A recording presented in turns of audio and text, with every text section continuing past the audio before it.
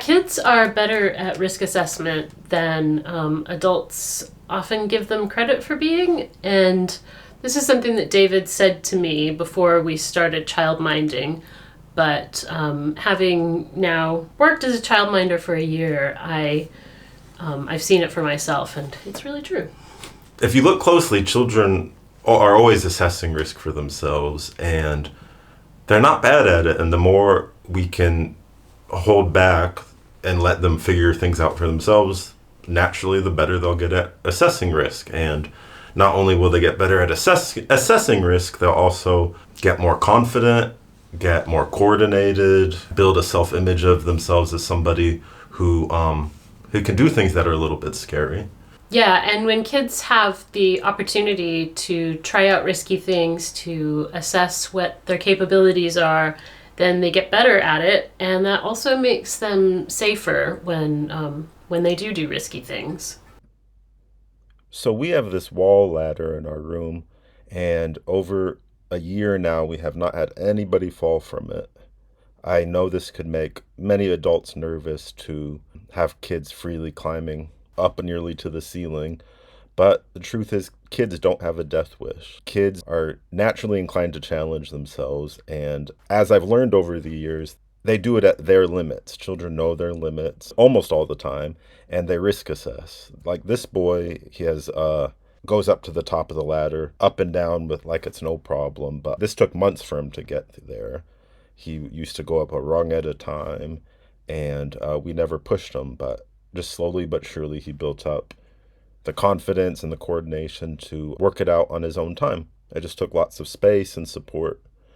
When children start to climb up the ladder, I still get nervous. I still think, oh, what if they fall? I don't know their capabilities. But I've learned to put myself close, to bite my tongue as much as possible, and just be on hand, also for my own sake. And maybe their capabilities aren't as great as they think yet. So we are there to support them. But when the more I bite my tongue and give them that space to work it out, the more confident and capable they get. And the great thing about things like this ladder is children will use it at the capability they want. These younger children, they still just go up a rung or two and back down. And that's perfect for them, and that's risky play as well. If you're new here, hi, welcome. I'm Jennifer. I'm David.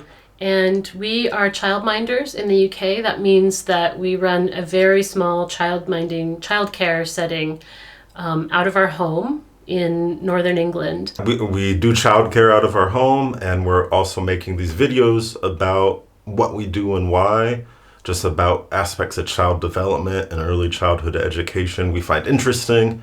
Mm-hmm. That we found personally useful for ourselves, and we hope are useful for other people about this important and still often misunderstood time of human development. We're childcare providers. We're not parents.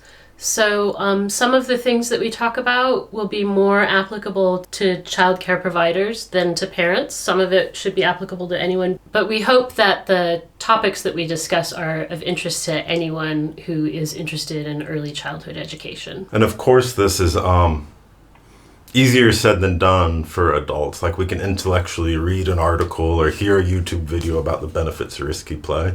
But of course, we don't want kids to get hurt. And like I could say this stuff, but there's still plenty of times each week where I see a child doing something where I have to kind of bite my tongue a bit. Mm-hmm. I've learned over the time that it's never as bad as I might think. But if I am nervous, I can get closer just to like calm my own nerves, so I don't say, oh, be careful, or don't do that, or don't do this. And so I know I'm on hand if needed. And but that's a process. Being nervous about risky play is a totally natural thing, and it's coming from a very good place. But if we can learn to deal with our anxious feelings, we can provide children with opportunities to grow in many different ways. When you hear risky play, you might think that we're talking about children climbing up a big boulder or crossing a fallen log over a creek, and it could mean things like that. For some children, that is they're competent enough that that's the risky play for them. But it can also mean much smaller things, especially for, we mainly have toddlers. And so what's risky depends on the specific kid, what their capabilities are, where they're confident, where they're not sure that they're confident. That's where the risky play is for that child. Absolutely. We do stay back as much as we can. We try to not help as much as we can. But sometimes children do need help, or sometimes we don't have the emotional capacity to let them work through it. And so, like in this instance, this boy who's a very capable climber, Jennifer made the decision then and there that was too far for him to work out. And even if he could have figured it out another way, it's really not the end of the world. There's always a million factors for whatever decision we make, and that's fine. It's not bad to help children with a climbing issue. It's just that the more space we make for them to problem solve, the better they get at it. I think it's actually fascinating that children are constantly out there challenging themselves. Why do children do that? Why do children do things that are just a little bit scary or just a little bit out of their reach? And I think it's honestly a part of like human evolution. Like children are hardwired to push themselves and stretch their abilities. And like when a child does something that's a bit scary, they're actually dosing themselves with a bit of stress. It's like scary but exciting, like the same reason some people, not me, like roller coasters. But when children do something that's a bit scary, they are giving themselves stress in a way they can manage on their terms.